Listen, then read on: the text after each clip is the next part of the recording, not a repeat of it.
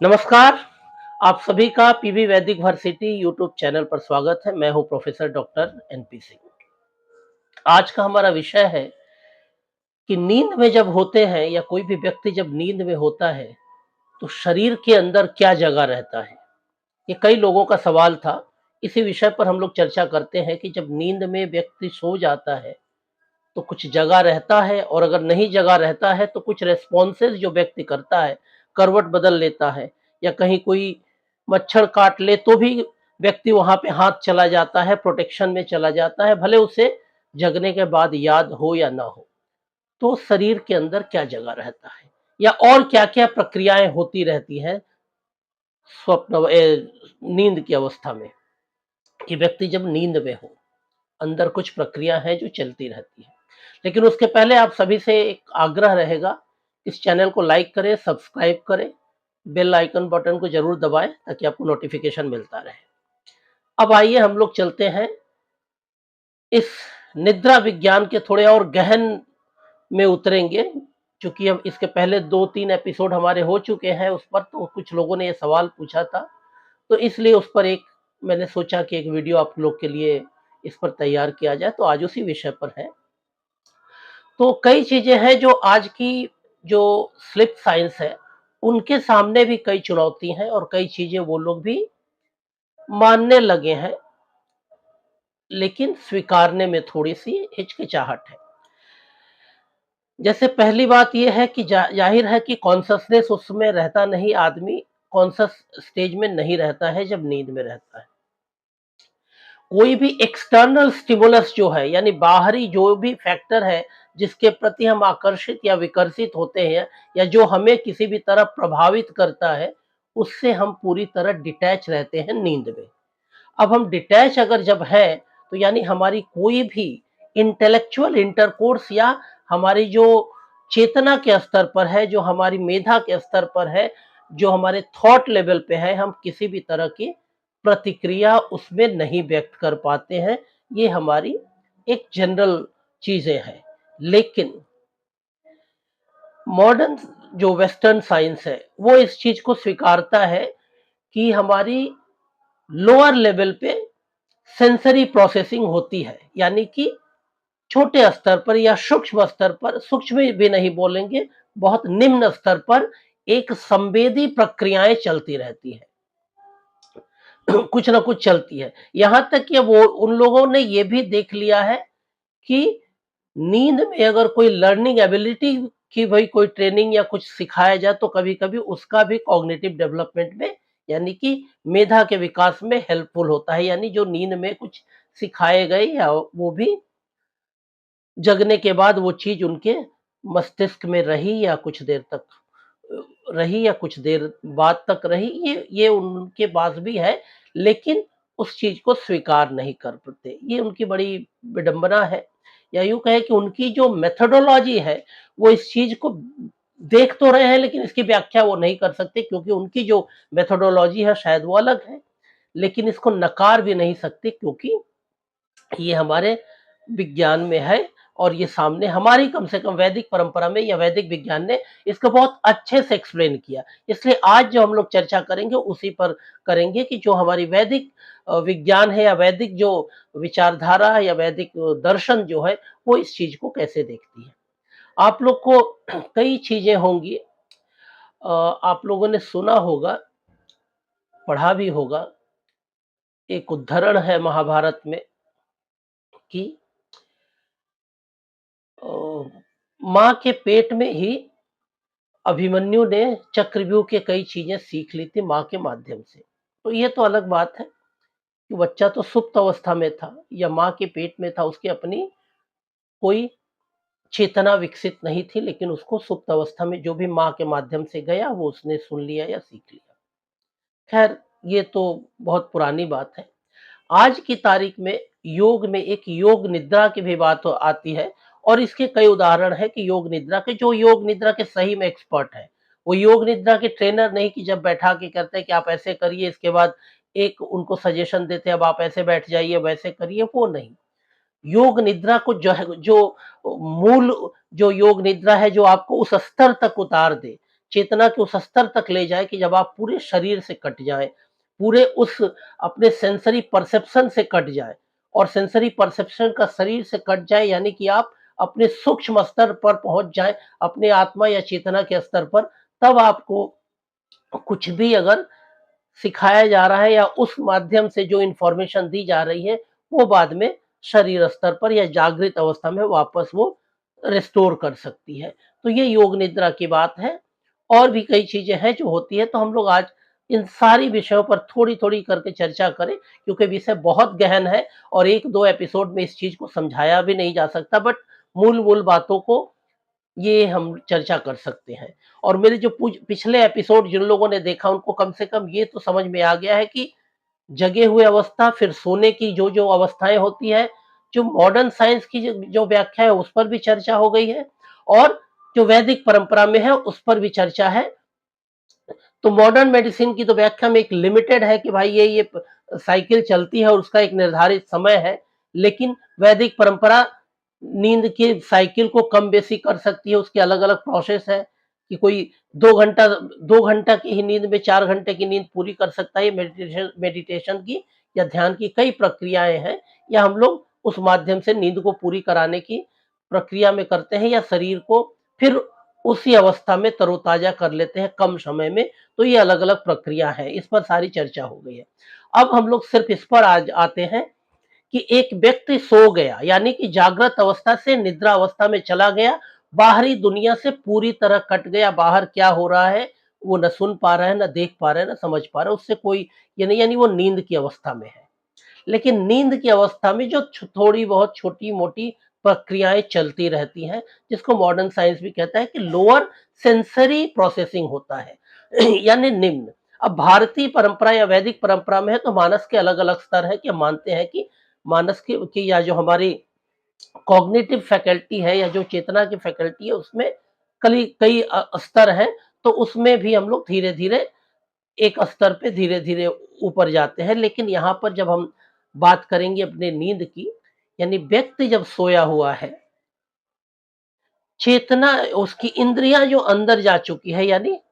अंदर समाहित हो गई हैं मन में। पिछले एपिसोड में इस पर डिटेल्स चर्चा है, तो उस पर देख सकते हैं और डिटेल्स में जानने के लिए। यानी व्यक्ति की जो इंद्रियाँ हैं आउटर वर्ल्ड से इनवर्ड हो गई हैं और उस समय व्यक्ति को कोई भी अगर सेंसरी स्टिमुलस मिलता है, तो उसको रिएक्ट कभी-कभी कर देता है, भले उसको अवेयरनेस लेवल पे नहीं आती। यानी अगर उसको कोई मच्छर काट दिया तो उसने संग-संग हाथ उस पे हुआ, नींद में कहीं चुभा तो उसने हाथ संग-संग हटा लिया, तो वो सेंसरी प्रोसेसिंग तो हुआ, भले उसकी स्मृति में वो नहीं रहा, कभी-कभी स्मृति में रहता है, नहीं भी रह पाता है। तो ये तो होती है। अब आ जाएँ तो ज़ाहिर बात है कि यानी कि जो ऐसी प्रक्रियाएँ चल रही हैं, जो आउटर वर्ल्ड में हो रही है या जो जागृत अवस्था में आदमी जिस पर जो रिस्पॉन्स करता है या जो उसकी अनुभूति करता है, निद्रा की अवस्था में वो अनुभूति नहीं रहती या जागने के बाद वो अनुभूति उसे याद नहीं रहती। वो व्यक्ति जब इस तरह की फेस करता है तो रिस्पॉन्स कर रहा है। अब रिस्पॉन्स कौन कौन कर रहा है? व्यक्ति की इंद्रियां तो सोई हुई है, तो कौन रिस्पॉन्स कर रहा है? मॉडर्न साइंस या वेस्टर्न साइंस ने एक सिंपल व्याख्या कर दी कि लोअर सेंसरी प्रोसेसिंग एक चलता रहता है, कैसे क्या नहीं है। हमारी परंपरा में जो आप लोग भी जानते हैं कि पंच प्राण की बात कही जाती है कि हमारे शरीर में 5 प्राण हैं और पंच प्राण थेरेपी बोल के हमारे अलग एक एपिसोड है, तो उसमें इस पाँचों प्राण के बारे में डिटेल आप जान सकते हैं कि कैसे-कैसे ये काम करता है और कैसे इसको हम लोग थेरापेटिक ट्रीटमेंट के पर्पज़ से यूज़ कर सकते हैं, तो उसकी भी चर्चा हम नहीं करेंगे। यहाँ पे हम पंच प्राण की बात कर रहे हैं। वो प्राण क्या है? जो शरीर के अंदर है, जो शरीर के जीवन को संचालित करता है। वो प्राण कहाँ से आया है? उसका उद्भव कहाँ से हुआ है? आत्मा से हुआ है। वो प्राण कहाँ है? शरीर के बाहर भी है। यानी ब्रह्मांड में भी एक प्राण है। जो ब्रह्मांड में प्राण है वही प्राण शरीर में है, यानी कि पिंड में है। यानी अब एक ऐसी एनर्जी जो एक लाइफ को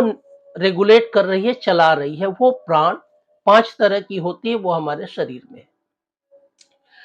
अब हम आउटर वर्ल्ड की बात करें जो हमारी वैदिक परंपरा में है, कि जब एक व्यक्ति की जीवन प्रक्रिया चलती है, क्योंकि हमारी वैदिक परंपरा की जो रिचुअल्स भी हैं, वो भी कहीं न कहीं साइंस बैक्ड अप है, कि आपके शरीर की जो प्रक्रियाएँ अंदर चल रही है, अंतर्निहित जो फिजियोलॉजी है, उसको आप बिहेवियरल साइंस के साथ जोड़ के रख है कि ताकि आप उसको रेगुलेट करते रहें। यानी शरीर में जो भी हो रहा है, हम लोग नॉर्मल लेवल पे नहीं जानते कि हमारे शरीर में क्या हो रहा है, हम नहीं जानते, अवेयर नहीं है। पढ़ने के बाद पता है शरीर में ऐसे साँस चलती है, ऐसे डाइजेशन होता है, ऐसे एक्सक्रीशन होता है, लेकिन कैसे हो रहा है ये हमने पढ़ के जाना है, लेकिन शरीर में जो हो रहा है, उस चीज़ को हम महसूस नहीं कर पाते। तो उसको रेगुलेट जो करना है या वो जो हो रहा है, हमारे परंपरा में कई रिचुअल्स ऐसे कर दिए गए कि हम अपने प्रकृति के साथ उस रूप में जुड़े, ताकि हमारे अंदर की जो निहित अंतर क्रियाएँ हैं, यानी जो फिजियोलॉजिकल फंक्शन है, वो नॉर्मल कैसे काम करे, उस नॉर्मल काम करने के लिए हमें अपने व्यवहार में, आचरण में और अपने आस-पास के परिवेश के साथ कैसे संपर्क करना है, तो रिचुअल्स हमारे बहुत से इस रूप में बने हैं। अब हमारे जीवन की प्रक्रिया में कुछ अग्नि के व्यवहार है, जिसमें सबसे पहले हम लोग एक कहते हैं जो भारतीय परंपरा में बहुत अ, महत्वपूर्ण है, जिसको गार्हपत्य अग्नि की बात करते हैं। यानी जब भी आप जीवन के उस पड़ाव पर पहुँचते हैं कि अब आप अपनी ज़िंदगी को आगे बढ़ाएँगे, तो सबसे पहले हम लोग भी अग्नि मतलब जहाँ से ऊर्जा मिलती है, जहाँ से ऊष्मा मिलती है, जहाँ से प्रकाश मिलता है। और प्रकाश मिलता है यानी वो किसी चीज़ को विश्लेषण भी करता है, जलाता है, नहीं पकाता है भी ये भोजन। यानी जो अग्नि है, अग्नि का अगर रूपक के रूप में महसूस करें तो ये बहुत कुछ बड़ी चीज़ है जो हमारे में अग्नि तत्व की बात आती है, तो वो हमें जो चीज़ भी आपके साथ सामने आता है, उसको सुपाच्य के रूप में वो पका भी देता है, वो आपकी ऊष्मा भी देता है, ऊर्जा भी देता है, रोशनी भी देता है। ये सारी चीज़ों के साथ है। और अगर मानसिक ऊर्जा की बात करें तो विचारों में नई-नई विचारों को ले आने में या विचारों के संश्लेषण या एनालिसिस करने में अग्नि तत्व का बहुत बड़ा महत्व है। इसलिए जीवन में आगे बढ़ने के लिए सबसे पहला जो रिचुअल्स में आता है कि गार्हपत्य अग्नि। अब गार्हपत्य अग्नि ऐसा है कि जिसे कभी बुझने दिया दिया नहीं जाता। हमेशा जलाए रखा जाता है और वो एक ज़मीन पे गड्ढा खोद के उसके बीच में वहाँ रखा जाता है और उसके बाद जीवन में जहाँ-जहाँ अग्नि की ज़रूरत होती है, उस अग्नि से ही दूसरी शिखा ले लेके अलग-अलग अग्नि बनाई जाती है। यहाँ तक कि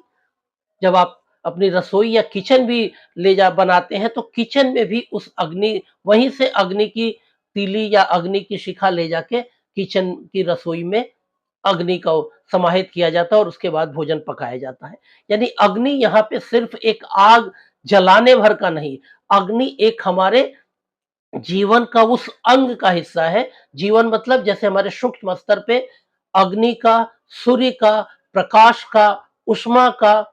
ऊर्जा का सभी का प्रभाव है, उसकी प्रतीक है और इसीलिए उसके प्रति हम रिचुअल्स के माध्यम से उसी रूप में उससे जुड़े रहते हैं। उससे जुड़े रहने का मतलब है कि हम कहीं न कहीं सूक्ष्म स्तर पर भावना के स्तर पर, अपने चेतना के स्तर पर उस अग्नि का अपने अंदर की उस अग्नि के साथ उसको एसिमिलेट करते हैं या उसके साथ उसका एक सूक्ष्म स्तर पर संबंध बनाते हैं और उस गारहपत अग्नि को देखकर अपने अंदर की अग्नि को कहीं न कहीं महसूस करते हैं। तो अब अगर गारहपत अग्नि आती है तो जब पंच प्राण की स्थिति आती है, गारहपत अग्नि सबसे नीचे यानी ज़मीन पर रखी जाती है मूल यानी वो आपकी आधार है, जीवन का आधार। और हमारे शरीर में थर्मो रेगुलेशन बहुत इम्पोर्टेंट है कि आपके शरीर की ऊष्मा को रेगुलेट किया जाए। ऊष्मा बढ़ गई तो फीवर आ गया, कम हो गई तो आपको शिवरिंग आ गई, बहुत ज़्यादा हुआ तो और भी कई प्रॉब्लम आ जाती है, रैशेस आ जाते हैं। यानी थर्मो रेगुलेशन बहुत ज़रूरी है और उसके लिए मूल है कि आपकी जो मूल है गार्हपत्य अग्नि वो होनी चाहिए जो सही जगह पे सही रूप में होनी चाहिए और साथ ही में क्या है कि वो धरती से लगी रहती है यानी स्टेबिलिटी भी देती है। स्टेबिलिटी भी देती है और जीवन के हर अग्नि की मूल वही है, वहीं से हर जगह अग्नि को लिया जाता है या वहीं से हर अग्नि की शिखा ली जाती है। तो हमारे शरीर में वो अपान वायु या अपान जो प्राण है वो सबसे नीचे रहता है। लोअर बॉडी को कहीं ना कहीं स्टेबिलिटी भी देता है या लोअर बॉडी को कंट्रोल करता है, और साथ ही साथ आपके बॉडी के अंदर के जो भी एक्सक्रीटा है उसको बाहर निकालने में हेल्प करता है। तो अपान वायु गार्हपत्य अग्नि के समकक्ष है जो हमारे शरीर के अंदर है। नींद में ये सबसे बड़ी बात है कि अगर गार्हपत्य अग्नि अगर आपको शरीर में है, वो लोअर पोर्शन में रहता है, यानी जब आप सो रहे हैं तो आपकी बॉडी के सारे ऑर्गन जो जिस भी रूप में सोएंगे, आप शरीर धरती के साथ या क्षैतिज अवस्था में जब रहेगी या हॉरिजॉन्टल, तो धरती के साथ या बिस्तर जो भी हो कहीं न कहीं धरती के साथ जुड़ा रहेगा। तो अग्नि का संपर्क आपके शरीर धरती के साथ हो रहा है, यानी शरीर के अंदर का थर्मो रेगुलेशन आपका नॉर्मल हो रहा है, और लोअर बॉडी स्टेबिलिटी में रह रही है, और कहीं न कहीं आप जो आपकी एक्सक्रीटा है उसको आप रेगुलेट कर रहे हैं, क्योंकि बहुत बार होता है अगर एक्सक्रीटा ठीक से नहीं निकला तो वो आपकी नींद में बहुत तरह की प्रॉब्लम करती है। तो जो वैदिक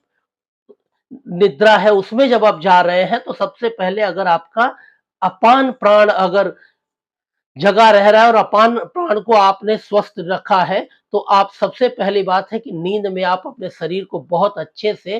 होल्डिंग पे ले जा रहे हैं, रेस्टिंग पोज पे ले जा रहे हैं। शरीर रेस्टिंग पोज में आ रहा है, आपको कुछ नहीं करना है। आपने तो नींद में आप एक-एक अवस्था करते हुए शरीर से दूर चले जा रहे हैं, लेकिन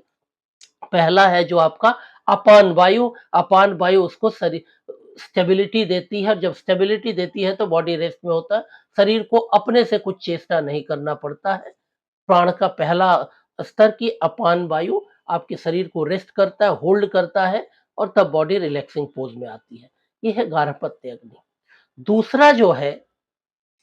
जो सबसे बड़ा जिसको हम लोग ज्ञान के साथ जोड़ सकते हैं, जिसको हम लोग मानते हैं अनवाहर्य पाचन अग्नि, यानी जब भी हम और ये अग्नि मूलतः हृदय के दाहिनी ओर से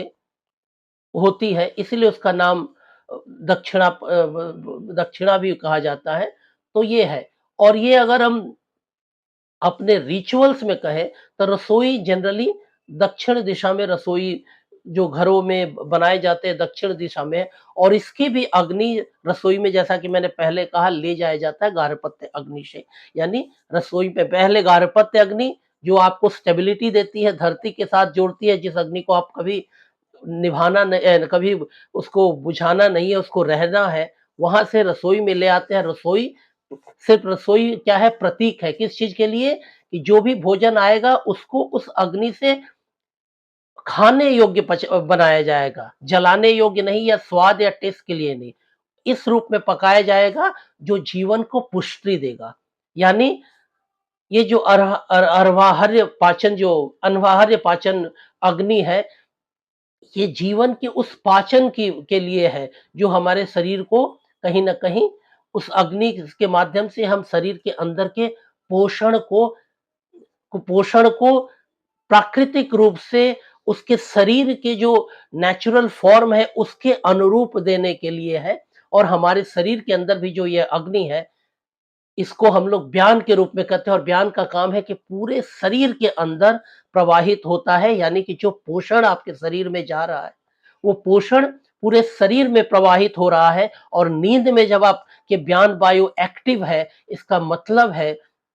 कि आपके शरीर में जो कुछ भी पहले से उपस्थित है, इसका मतलब क्या है कि शरीर के अंदर जो है, न कि खाने के बाद, या कहा जाता है कि सोना खाने के 3 घंटे के बाद शुरू हो जाता है, यानी उसके बाद या उसके कम में अगर आप सो रहे हैं तो इसका मतलब कि खाना वो सोने के बाद भी पच रहा है, वो नहीं, खाना पचा हुआ है। अनवाहर्य पाचन अग्नि जो है, जो शरीर के अंदर स्थित भोजन है, यानी आज की भाषा में कहें कि जो हमारे शरीर में स्टोर्ड फूड है, जिसको ग्लाइकोजन बोलते हैं, जो लिवर में स्टोर है, वहां से भोजन लेता है। यानी सोचिए कि हमारी वैदिक परंपरा कितनी ज्यादा गंभीरता से इस विषय पर पहले से होती, कि नींद में अगर आपकी का ब्यान वायु जब एक्टिव है या वह स्वस्थ है, तो आपके शरीर के अंदर जो स्टोर्ड फूड है वो जाएगा, यानी शरीर को पाचन के लिए ज़्यादा परिश्रम नहीं करना पड़ेगा। शरीर के अंदर पचा हुआ जो भोजन है वहाँ से वो एनर्जी लेगा। इसीलिए आपके शरीर पर एक्सेसिव कोई प्रेशर या शरीर पर एक्सेसिव या कोई नेगेटिव इफ़ेक्ट नहीं आएगा। नींद में खाना पच रहा है इसका मतलब आप अप्राकृतिक हैं। यहाँ पे इसीलिए कहा गया है कि अन्वाहार्य पाचन अग्नि, यानी जो पकाया जा चुका है, पचाया जा चुका है, उस भोजन से ये करना है। यानी आप स्वस्थ नींद में जाना चाहते हैं, आज लोग दवा खा के सो जाते हैं कि नहीं हमको नींद चाहिए, हमको हार्ट की प्रॉब्लम है, लेकिन ये बेहतर सबसे बड़ी बात है कि जो वैदिक परंपरा में कह रही है कि जब आप सो रहे हैं और सोने में आपके प्राण जगे रहे हैं, तो प्राण को स्वस्थ रूप में काम करने दीजिए। तो व्यान वायु स्वस्थ रूप में तभी काम करेगा कि जब नींद में जाने के बाद जो डाइजेस्टेड स्टोर्ड फूड है वहां से वो अपना भोजन लेगा, यानी शरीर को और कुछ काम नहीं करना पड़ेगा। विशेषकर एक्सेसिव डाइजेशन के लिए एनर्जी खर्च नहीं करना पड़ेगा। तो ये चीज होगी कि हमारा व्यान वायु दूसरी चीज हो गई कि व्यान वायु है, यानी नींद में जब आप जा रहे हैं तो पहला आपका है, पहला मैंने कहा कि अपान है, दूसरे पे हम आ गए कि व्यान है। अब तीसरा जो है, हमारे जीवन में अग्नि का तो महत्व है, बाहर और बाहर। एक हम लोग यज्ञ करते हैं या यज्ञ जो भी बोले यज्ञ करते हैं, उसमें हम लोग आहुति डालते हैं। आहुति किस चीज़ की डालते हैं? आहुति में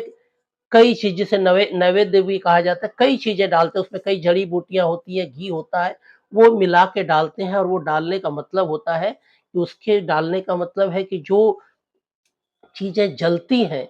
वो एक कंबशन होता है, बर्निंग नहीं होती, कंबशन होता है, यानी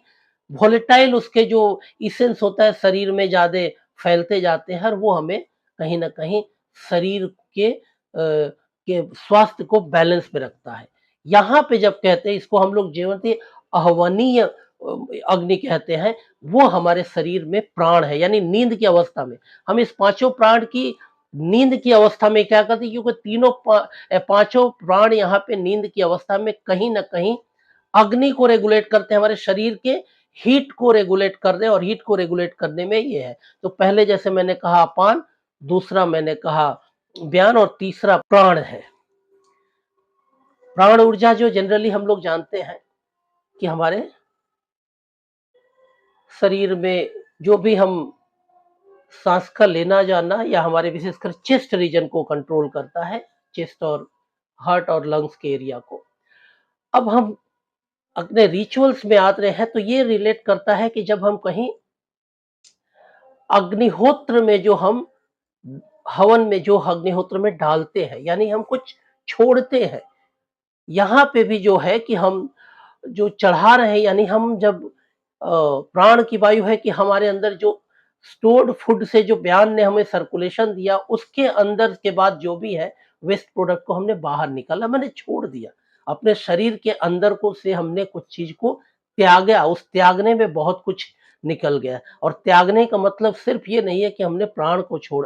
हमने सिर्फ एक साँस के साथ एक्सहेल किया, सिर्फ उतना ही नहीं है। ये है कि नींद की तीसरी अवस्था, ये इस प्राण की इस अवस्था में हम उस जगह पे जाके अपने आप को त्याग के भाव में करते हैं, यानी सूक्ष्म स्तर पर प्राण के माध्यम से हम प्रकृति के सामने, ब्रह्मांड के सामने एक विनम्रता के साथ त्याग की भावना से करते हैं। इस शरीर के अंदर या सूक्ष्म सूक्ष्म के स्तर पर एक त्याग की भावना जो प्राण का है, वो त्याग की भावना से हम समर्पण करते हैं, जो यज्ञ में या यज्ञ में जो हम समर्पित करते हैं, उस रूप में यहाँ भी है कि कहीं न कहीं हम वो एक त्याग की भावना है, त्याग या यूँ कहें कि सिर्फ विनम्रता की भावना है। या जब आप विनम्र हो जाते हैं या आप सहज हो जाते हैं, इसको थोड़ी आज की भाषा में कहें कि आप उस समय आपकी जो प्राण का स्तर है, एक उस स्तर पे आ जाता है कि आप कहीं न कहीं बहुत हद पे अपने भावना के स्तर पर थोड़ा तटस्थ हो जाते हैं। आप आवेग से कहीं विरत हो जाते हैं, इसलिए आपके लंग्स और हार्ट बड़े काम हो जाते हैं, नॉर्मल काम हो जाते हैं और बहुत हद तक सहज करने लगते हैं। यानी प्राण वायु जब आपकी नींद में है तो वो कहीं न कहीं आपके अंदर से सूक्ष्मता स्तर पर कहीं न कहीं ब्रह्मांडी ये के सामने एक त्याग के साथ जैसे हम हवन करते हैं, अपने आप को वो समर्पण भाव से ले आते हैं और जब समर्पण भाव से जब ले आते हैं, तो इस अग्नि के माध्यम से आपके हार्ट और लंग्स या चेस्ट रीजन बहुत ज़्यादा एक सहज और सतेज रूप में हो जाते हैं और जैसा कि आप जानते हैं आजकल नींद में लोगों को बहुत ज़्यादा हार्ट अटैक आता है। इसलिए आता है कि प्राण वायु उनकी ठीक-ठाक काम नहीं करती। नींद में जाने के पहले ही वो इतना ज़्यादा ये करते हैं, इतना आवेग और आवेश लेके जाते हैं कि उसी को पकड़े रहते, छोड़ नहीं पाते। जब नींद में जाना है तो पहले तो हम शरीर ही छोड़ देते हैं। जब सब छोड़ने लगेंगे तो ये प्राण के स्तर पर तीसरे प्राण पर जाएँगे तो वो हम छोड़ने की यानी त्याग की स्थिति में आ जाएँगे, किसी के प्रति उस तरह का ज़बरदस्ती पकड़े रहने का आग्रह नहीं रहेगा, अपने आप छूटता जाएगा। तो छूटने की उस अवस्था में जब पहुँचते हैं, तो आपके शरीर के जो भी ऑर्गन हैं, लंग्स, हार्ट जो मेन जो काम है, वो भी सहज हो जाएँगे क्योंकि उसके ऊपर भी वो आवेश और आवेग खत्म हो जाता है। यानी फर्स्ट मैंने जब कहा था कि अपान, जहाँ आप होल्डिंग पोज़ीशन में जा रहे हैं, व्यान, जहाँ पे आप पूरे शरीर को उस शांत और होल्डिंग पोजीशन में आप उसको सतेज करने के लिए सहज सतज न्यूट्रिशन पहुंचा रहे हैं, ऊर्जा पहुंचा रहे हैं और उसको रेस्टिंग फेज में आराम दे रहे हैं और तीसरे स्टेज में आ रहे हैं कि आप और काम हो जा रहे हैं, उस त्याग की या उस समर्पण की जगह पे चले जा रहे हैं कि आप धीरे-धीरे आपके जो आवेग है वो चला जा रहा है, इसलिए शरीर और ज़्यादा फिजियोलॉजिकल रेस्टिंग पोज पे आ जा रहा है। तो आज हमने 3 प्राण की बात पर चर्चा कर दी, बाकी 2 प्राण जो रह गए हैं उस पर हम लोग अगले एपिसोड में चर्चा करेंगे और साथ ही